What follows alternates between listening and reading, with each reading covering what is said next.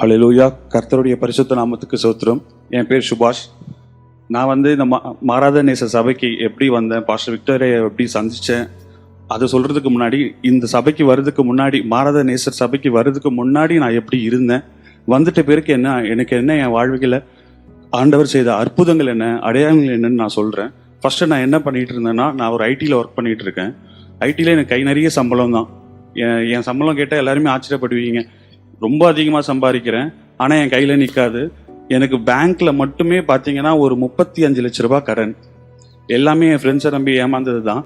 ஃப்ரெண்ட்ஸோ நானும் சேர்ந்து ஒரு பிஸ்னஸ் பண்ண ஆரம்பித்து அதில் லாஸ் ஆகிட்டு, நான் வாங்கின சம்பளம் 20,000 தான். அந்த 20,000 வச்சு நான் பார்த்தீங்கன்னா ஒரு 16 லட்ச ரூபா பேங்க்கில் கடன் வாங்கினேன். எப்படின்னா ஒரு 2-3 பேங்க்கில் சேர்த்து கடன் வாங்குறது, வீட்டுக்கு தெரியாமல் கடன் வாங்குறது, அம்மா அப்பாவுக்கு தெரியாமல், என் ஒய்ஃப்க்கு தெரியாமல் நான் கடன் வாங்கிட்டு என் ஃப்ரெண்டுக்கு வாங்கி கொடுத்த கடனை அடைக்கிறதுக்கு இவங்க கிட்டேருந்து வாங்கி வாங்கி வாங்கி நான் கொடுத்து, என்னோட வாங்கின 20,000 சம்பளம், 23,000 சம்பளம் எனக்கு சுத்தமாக பத்தலை. அப்புறம் நான் என்ன பண்ணேன், அங்கேருந்து வேலையை ஷிஃப்ட் ஆகிட்டு எனக்கு அதை விட 4 மடங்கு அதிகமான சம்பாதிக்கத்துல எனக்கு ஒரு வேலை கிடைச்சது. அப்போவும் பார்த்தீங்கன்னா என் லைஃப் எப்படி தான், நான் ஒரு 30 வருஷம் சபைக்கு போகிறேன் வரேன், எல்லாமே ஓகே தான். ஆனால் பார்த்தீங்கன்னா அந்த வேலைக்கு நான் போயிட்டு ஒரு 35 லட்ச ரூபாய் என்னோட பர்சனல் லோனு, நான் கார் வாங்கினேன், எல்லாத்தையும் வாங்கிட்டு நான் கடன் யார்கிட்டலாம் வாங்கினோ அவங்ககிட்டலாம் நான் கடன் கொடுத்து செட்டில் ஆகிட்டேன். இப்போ அதுக்கப்புறம் என்ன ஆச்சுன்னா, என் வாழ்க்கையில் சரி மாற்றங்கள், நான் அப்படின்னு ஏசப்பா நன்றி ஏசப்பா, என்னோட வாழ்க்கையில் நீங்கள் இவ்வளோ பெரிய அற்புதம் செஞ்சீங்க, எனக்கு நன்றி அப்படின்னு சொல்லி உட்காடுறோம். எனக்கு வேலை போகிற நிலைமை வந்துடுச்சு. என்னடா இது, இப்போதான் கடன் வாங்கி 2 மாதம் தான் ஆச்சு. அந்த 20 லட்ச ரூபா கடன் வாங்கி கடன் தான் கொடுத்தேன் தவிர எனக்கு நான் அதில் 1 ரூபா கூட சம்பாதிக்கல, 1 ரூபா கூட எடுக்கல. என் ஒய்ஃபுக்கு நான் 1 ரூபா ஒரு நகை கூட எடுக்கல. எங்கள் அம்மாவுக்கும் ஒரு கிராம் கூட நான் எடுத்தது கொடுத்தது கிடையாது சம்பாரிச்சு. என்னடா இது இப்படி இருக்குன்னு சொல்லும்போது, என்னோட சேலரி என்ன பண்ண ஒரு 3 மாதம் நான் எந்த ஒரு இஎம்ஐ பே பண்ணல. சரி பரவாயில்ல பார்த்துக்கலாம் அப்படின்னு சொல்லிட்டு அங்கேருந்து நான் சேட்பட்டுக்கு ஷிஃப்ட் ஆனேன். நெம்லிச்சேரியில் நான் ஆவடி தாண்டி நெம்லிச்சேரியில் இருக்கேன். பிறந்ததுலேருந்து அங்கே தான் இருக்கேன். அங்கேருந்து நான் சேட்பட்டுக்கு என்ன பண்ணேன், ஒரு 3 மாதம் எந்த ஒரு இஎம்ஐ கட்டாமல் ஒரு ஸ்டார்ட் அப்பாக ஒரு சின்ன கடையை ஆரம்பிக்கலாம் அப்படின்னு சொல்லிட்டு, இது கர்த்தர் தான் தராருன்னு சொல்லி நான் கர்த்தருடைய நாமத்துக்கு மகிமைப்படாமல் நான் கடையை ஆரம்பிச்சிட்டேன். ஆரம்பிச்சு அந்த 3 மாதம் என்னை படாத பாடுபட்டினாங்க பேங்க்காரங்க எல்லாருமே. நானும் இஎம்ஐ கட்ட முடியல, கடை வச்சேன், கடையில் லாஸு, வீட்லேயும் சொல்ல முடியல. ஏன்னா வீட்டிலேருந்து நான் பிரிஞ்சு வந்துட்டேன். அம்மா அப்பா, நான் ஒரே பையன்தான், பிரிஞ்சு வந்ததை நம்ம சொல்ல முடியாதுல்ல அம்மா கிட்ட, கடை ரொம்ப லாஸ்ட்டில் போதுமான்னு. ஏன்னா ஆல்ரெடி லாஸ்ட்டில் தான் இருக்கேன், ஆனால் நல்லா சம்பாதிக்கிறேன், என் ஒய்ஃபும் நல்லா சம்பாதிக்கிறாங்க. ஆனால் எங்களுக்கு பத்தலை, எவ்வளோ சம்பாரிச்சாலும் பத்தலை. வீட்டுக்கு ஆள் வராங்க. நான் வாங்காத பேங்க்கில் கடன் கிடையாது, எல்லா பேங்க்ல தான் நான் கடன் வாங்கியிருக்கேன், கிரெடிட் கார்ட்ஸ் வாங்கியிருக்கேன், ஒரு 6 கிரெடிட் கார்டு யூஸ் பண்ணுறேன். எல்லாமே ஃபுல்லாக கரப்ட் ஆகிடுச்சு. இது மாதிரி சூழ்நிலையில் நான் 2 கடை வச்சுருந்தேன். இந்த கடை ஆரம்பித்து ஒரு 6-8 மாதத்துலேயே எனக்கு இன்னொரு கடை மவுண்ட் ரோட்டில் திறக்கும்படி கர்த்தர் எனக்கு உதவி செஞ்சார். அப்போது அந்த ஆப்பர்ச்சுனிட்டியை நான் மிஸ் பண்ணிக்கிட்டே இருக்கேன். எனக்கு கர்த்தருக்கு ஒன்று ஒரு கதவை அடைச்சா, சாத்தன் ஒரு கதவை அடைச்சா, கர்த்தர் எனக்கு இன்னொரு கதவை திறக்கிறாரு. திருப்பி நான் அதை யூஸ் பண்ணிக்கல, அதோட தன்மையை நான் புரிஞ்சிக்கல. கர்த்தர் என்கிட்ட பேசுகிறாரு, நான் அதை அவாய்ட் பண்ணிட்டே போகிறேன். ஓகே நான் ஜெபிக்கிறேன், எனக்கு ஒரு நன்மை கிடைக்குது, அந்த நன்மையை நான் ஃபாலோ பண்ணாமல் நான் பாட்டுன்னு அவாய்ட் பண்ணிட்டு போயிட்டே இருக்கேன்.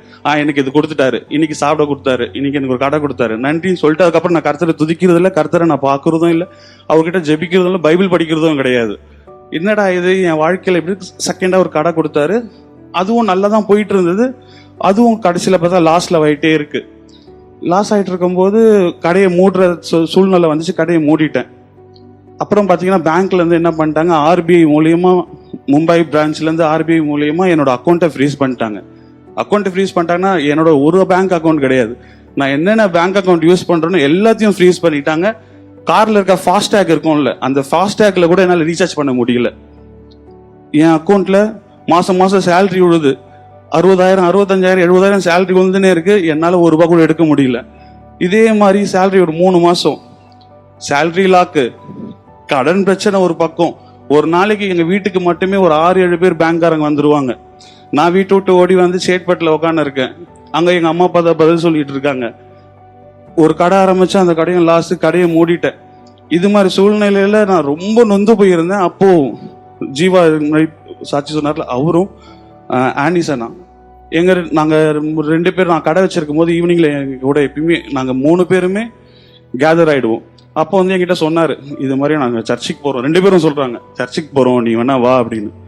அதனால ஆல்ரெடி நான் ரொம்ப நொந்து நூடுல்ஸா இருக்கேன், என்னை விட்டுருங்கப்பா, இதுக்கப்புறம் எனக்கு கடவுள் நம்பிக்கையே இல்லை, எனக்கு வேணாம், நான் என் வாழ்க்கை இப்படி போனாலும் பரவாயில்ல, போட்டோம், விட்டுருங்க. எங்க அப்பா கிட்ட சொல்லிட்டேன், இருக்கிற இடத்துல வித்துருங்க டேடி, என்னோட கடனை மட்டும் அடைச்சிருங்க, நான் சம்பாரிச்சு நான் பாத்துக்கிறேன், என்ன நான் பாத்துக்கிறேன், உங்க என்ன பண்றது, உங்களுக்கு நான் எதுவுமே செய்யல, என்னை விட்டுருங்க, எனக்கு இந்த ஒரு ஹெல்ப் மட்டும் பண்ணுங்க டேடி, எனக்குன்னு வாங்கி வச்சிருக்க ஏதாவது இடம் இருக்குல்ல, அதை வித்துட்டு எனக்கு செட்டில் பண்ணிருங்க, உங்ககிட்ட நான் வந்து நிக்க மாட்டேன் அப்படின்னு சொல்லிட்டு விட்டுட்டு ஜெபிக்கிறது இல்லை, எதுவுமே பண்றது கிடையாது, அப்படி விட்டுட்டேன்.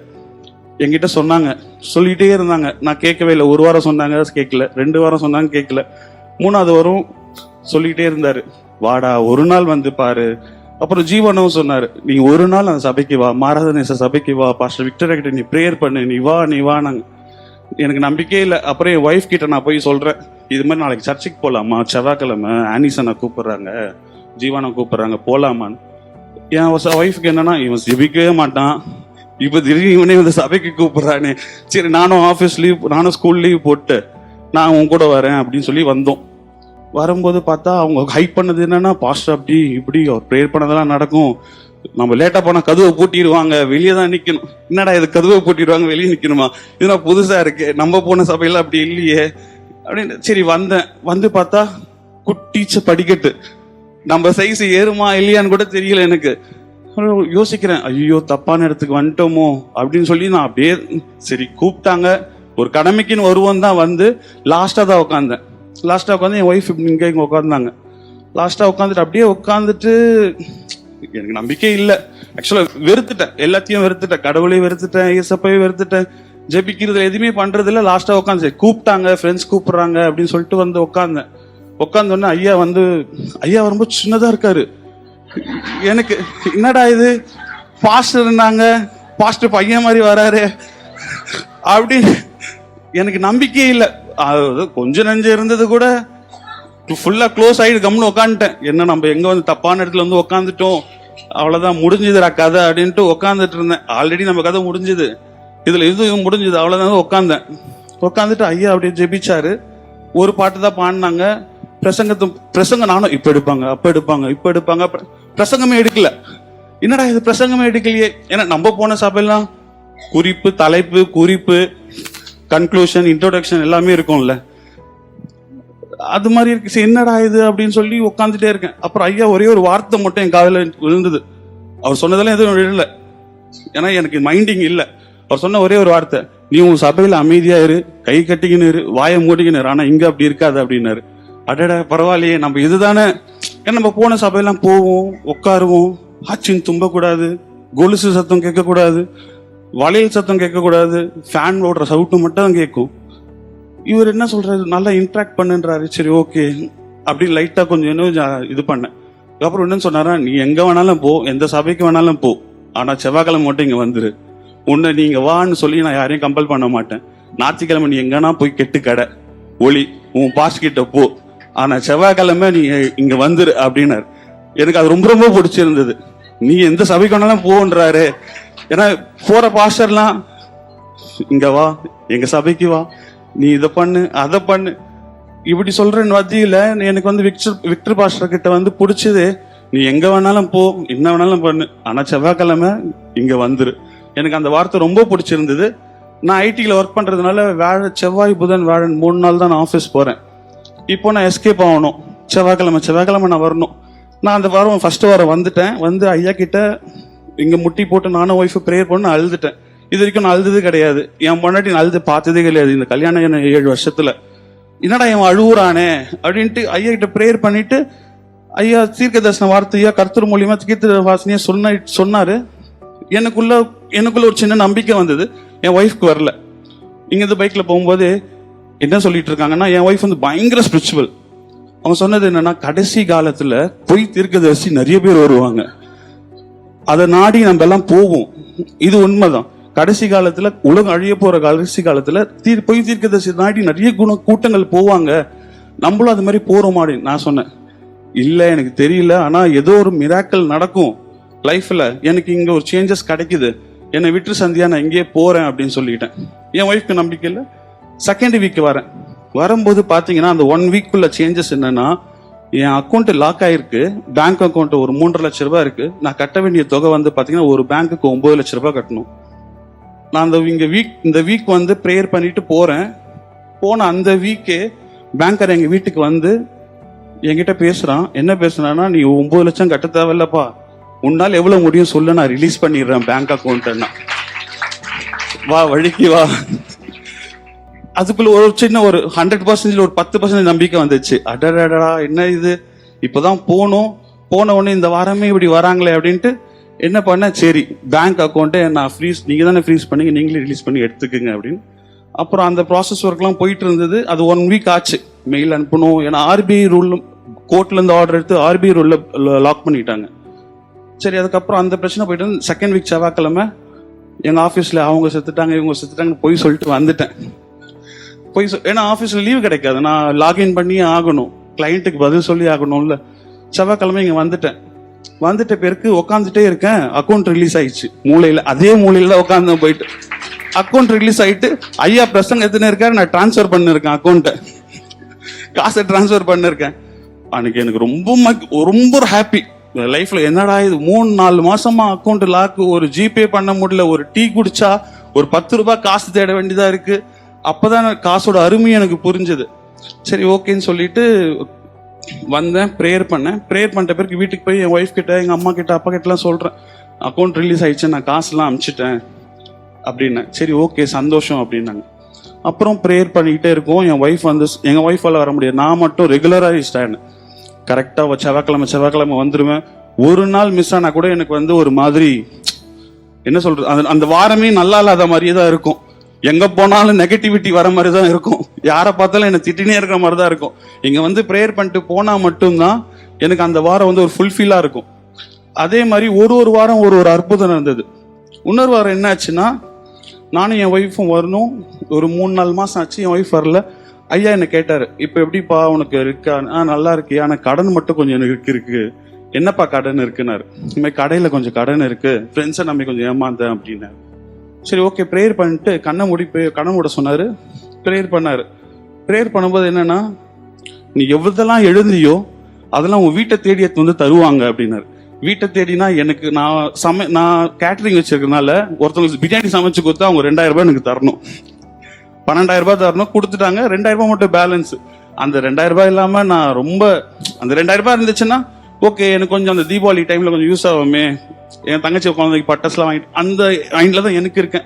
இங்க வந்து ப்ரேயர் பண்ணும்போது, உனக்கு காசு நீ வந்து இழந்ததெல்லாம் உன் வீட்டை தேடி உன் கதவு தட்டி வந்து கொடுப்பாங்கப்பா அப்படின்னாரு.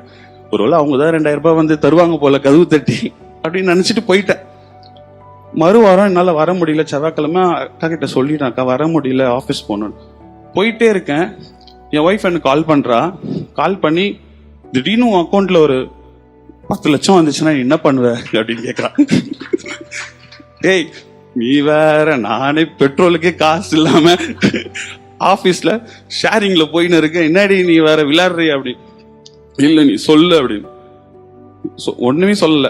என் கடன்ல முடிச்சுட்டு உனக்கு நான் நகை வாங்கி தருவேன். ஏன்னா நான் இது வரைக்கும் ஒரு நகை கூட அவளுக்கு வாங்கி கொடுத்ததே கிடையாது. போட்ட நகையெல்லாம் வச்சாச்சு. எங்கன்னா ஃபங்க்ஷனுக்கு போனா கூட அவங்க கிட்ட இருந்து கடன் வாங்கி போடணும். எனக்கு கடன் அவங்க கிட்ட இருந்து நகை வாங்கி போடுறது எனக்கு பிடிக்காது. என் ஒய்ஃபும் நானும் இங்க வந்து பாஸ்டர் சொல்லி கொடுத்த மாதிரி தான் ஜெபிப்போம். எப்படின்னா, எனக்கு நீர் இது செய்வீர், நாங்க நம்புகிறோம், எனக்கு நீங்க செஞ்சிட்டீர். அப்படிதான் பாசிட்டிவா பாஸ்டர் சொல்லி கொடுத்த மாதிரியே நாங்க அப்படிதான் கூப்பிட்டு ஜெபிட்டு இருந்தோம். என் ஒய்ஃப்க்கு ஒரு ஆசை, நகை வாங்கணும். இப்படி சொல்லிட்டு விட்டுட்டேன். நல்லா பாருங்க, எனக்கு பேங்க் அக்கௌண்ட் லாக்கு. எனக்கு பேங்க் லோனுன்னு போனாலே என்னை எதால அடிப்பானே தெரியாது. என் ஒய்ஃபுக்கும் பேங்க் அக்கௌண்ட் லாக்கு. ஏன்னா அவங்களுக்கும் 4-5 இஎம்ஐ போகுது. அவங்க வாங்குற சேலரி 20,000 தான். நாங்க வீட்டுக்கு, என் ஒய்ஃப் சொல்லும்போது நம்மள வீட்டுக்கு வந்தோன்னு ஒரு ஃபோனை காமிச்சு, பாரு எனக்கு அமௌண்ட் இவ்வளோ கொடுக்குறாங்கன்னு பேங்க்ல இருந்து மெசேஜ் வருது. இதெல்லாம் நம்பிக்கை இல்லை. என்னும் அக்கௌண்ட் லாக், அக்கௌண்ட் எனக்கும் சிபில் ஸ்கோர் இல்லை, உனக்கும் சிபில் ஸ்கோர் கிடையாது, இதெல்லாம் நம்பிக்கை இல்லை, விட்டுரு அப்படின்ட்டேன். அதுக்கப்புறம் சரி ப்ராசஸ் பண்ணா வித்தின் 5 மினிட்ஸ்ல அக்கௌண்ட்ல காசு கிரெடிட் ஆயிடுச்சு. என்ன பண்ண, என்னோட கடன்லாம் அடைச்சிட்டு சொல்றேன், சந்தியா இது மாதிரி வந்து பாஸ்டர் எனக்கு ப்ரேயர் பண்ணாரு. என்ன ப்ரேயர் பண்ண, உன் வீட்டை தேடி உனக்கு நீ இழந்ததெல்லாம் திருப்பி வருவேன்னு சொல்லி ப்ரேயர் பண்ணாரு அப்படியா அப்படின்னு சொல்லிட்டு நாங்கள் அந்த ஃபோனை மட்டும் இப்படி வச்சுக்கிட்டு ப்ரேயர் பண்றோம் 2 பேரும். ஒரு 7:45 இருக்கும் நைட்டு. ப்ரேயர் பண்றோம். ப்ரேயர் பண்ணி பாஸ்டருக்கு தான் தேங்க்ஸ் சொல்லி ப்ரேயர் பண்ணி, கடவுளுக்கு தேங்க்ஸ் சொல்லி ப்ரேயர் பண்ணிட்டு எங்க அம்மா கால் பண்றேன். கால் பண்ணி, அம்மா இது மாதிரி இருக்கு. எங்க அம்மா தான் ஆரம்பிச்சிட்டாங்க, இப்பதான் நீ கடன்ல இருந்து வெளியே வர, திருப்பி எதுக்கு கடன் வாங்குற? அப்பதான் நாங்க என்ன ஜெபிச்சோம்னா, இது வரைக்கும் நடத்தின தேவன் இனிமேலும் என்னை நடத்துவார். ஒண்ணுமே இல்லாம இது பேங்க் சைடு 1 லட்சம் ரூபாய் 50,000 கடன் வாங்குறதுக்கே இந்த டாக்குமெண்ட்டை கூட அந்த டாக்குமெண்ட்டை கூடன்னு வாங்க. எதுவுமே இல்லையா, நிஜமாவே நீங்க சொன்னா நம்ப மாட்டீங்க. நான் ஒரு ஆதார் கார்டு கூட நாங்க ப்ரொசீட் பண்ணல. ஜஸ்ட் கிளிக் கொடுத்தோம், ப்ரொசீட் ஆச்சு, இஎம்ஐ கால்குலேஷன் வந்தது, அக்கௌண்ட் கிரெடிட்டட். இந்த 4 ஸ்டெப் தான் பண்ணோம். இன்கம் ப்ரூஃப் கொடுக்கல, ஆதார் கார்டு வெரிஃபிகேஷன் ஆகல, எதுவுமே ஆகல. அது ஏதோ ஒரு நிவி பேங்க்லன்னு சொல்லின்னு ஒரு ஆப் வரல, அதுலதான் வந்தது. அதனால என்ன சொல்றேன்னா, உங்க நம்பிக்கையை மட்டும் விட்டுறாதீங்க.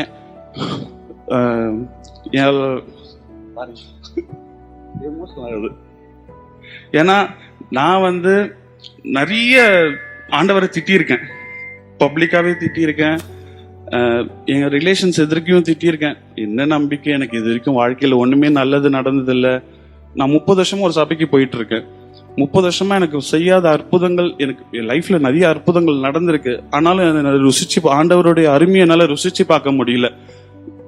அது எனக்கு ஏன்னு தெரியல. ஆனா இங்க வந்ததுல இருந்து அவருடைய அருமையை நான் ருசிச்சு பாக்குறேன். பாஸ்டரோட பிரேயர், அவர் என்ன சொல்லி தராரோ அதை மட்டும் நான் ஃபாலோ பண்றேன். என்ன பார்த்து எங்க அம்மா அப்பாவை விசித்திரமா பாக்குறாங்க, என்னடா இவன். ஏன்னா எங்க அப்பாவை திட்டுவேன், ரொம்ப ஓவரா சர்ச்சில் ரொம்ப பண்ணக்கூடாது, இது பண்ணக்கூடாது, அது பண்ணக்கூடாதுன்னு நான் சொல்லுவேன். போருமா, 10 பேரோட ஒரு ஆடா நம்ம வரும், அந்த ஆடா போயிட்டு ஆடா மேய்ஞ்சிட்டு நம்ம வீட்டுக்கு வந்துடுறடி. ரொம்ப இன்வால்வ்மெண்ட் பண்ணக்கூடாது சர்ச்சில் எல்லாம். ஏன்னா ஏதாவது ஒன்று மனசு கஷ்டம் ஆனா ரொம்ப இதுவாயிடும் அப்படின்னு நான் எங்க அப்பாவுக்கு அட்வைஸ் பண்ணின்னு இருப்பேன். இப்போ நான் பண்றது என்னோட ஆக்டிவிட்டிஸ்லாம் பார்த்து அவங்களே சேஞ்ச் ஆயிடுறாங்க. சேஞ்ச் ஆயிட்டு நான் சும்மா சொன்னேன் எங்க அம்மா கிட்ட, அம்மா இது விக்டர் ஐயா எனக்கு ப்ரேயர் பண்ணாரு, உன் வீட்டை தேடி காசு வரும்னு சொன்னார், எனக்கு வந்துச்சு. இந்த நம்பிக்கை நான் ஃபாலோ பண்றேன், கடவுள் இருக்காரு, நான் நம்புறேன் அப்படின்னு சொல்லி நான் ப்ரேயர் பண்ணேன். எங்க அம்மா அடுத்த வாரமே சபைக்கு வந்துட்டாங்க. எங்க அப்பாவுக்கு சுத்தமா நம்பிக்கை கிடையாது தீர்க்க தரிசனமாலாம். என்னடா இவன் தான் ஒரு சபைக்கு போறான். எங்க அப்பா பயங்கர ஃபெஸ்டிவல், இவன் போறான், இவளை பார்த்து எங்க ஒய்ஃபும் போறாங்க அப்படின்னு சொல்லிட்டு எங்க அப்பா என்ன பண்றாரு, எங்க அப்பா கிட்ட நான் பேசுறேன், என் ஒய்ஃப் பேசுறாங்க, நீங்க வாங்க ஒரு நாள் பாருங்க. நாங்க எல்லாம் ஃபேமிலியா ஒரு நாள் அடிக்கிற மழையில, தீபாவளி முடிஞ்சு அந்த மறுநாள் வந்த உடனே ஐயா பாஸ்டர் கையை பிடிச்ச உடனே ஒரே வார்த்தை சொன்னாரு, உனக்கு தீர்க்க நம்பிக்கை இல்லை, ஆனா இங்க வந்தோன்னு உனக்கு நம்பிக்கை வரும் அப்படின்னாரு. அதே மாதிரி எங்க அப்பாவுக்கு நம்பிக்கை வந்தது. மாரநாத சபைக்கு எங்களோட வாழ்க்கையில நிறைய மாற்றங்கள், நிறைய இம்ப்ரூவ்மெண்ட் தான் ஆயிருக்கு தவிர நாங்க லைஃப்ல கீழே குடிஞ்சு நாங்க போவே இல்லை. நான் இன்னும் ஹைப்ல தான் இருக்கேன் தவிர, என்னை விட்டு என் தேவன் என் கூடவே தான் இருக்காரு, எங்க பக்கத்திலேயே தான் இருக்காரு. நாங்க விசுவாசிக்கிறோம். நான் நிறைய கெட்ட பழக்கம் நிறைய இருந்தது, எல்லாத்துலயும் விட்டுட்டு இப்போ ஒழுங்கா ஃபாலோ பண்ணிக்கிட்டு ஐயா சொல்ற மாதிரி நடந்துகிட்டு வார வாரம் சபைக்கு செவ்வாய்க்கிழமான எங்களுக்கு என்ன ஆகுதோ இல்லையா, காலையில் எழுந்துக்கும் போது செவ்வாய்க்கிழமான பிரேயர் போகணும், அதுதான் வருது தவிர ஆஃபீஸ் போகணும்லாம் எனக்கு எண்ணமே வரல. நான் இப்ப ஜெபிக்கதான் என்னன்னா, ஐயா ஊழியக்கார எங்க அம்மா அப்பாக்கும் பிரதிஷ்டை பண்ணதே ஊழியக்கார ஆகணும் தான் பிரதிஷ்டை பண்ணாங்க. அதுக்கான வேலையை கர்த்தர் கொண்டு வராரா?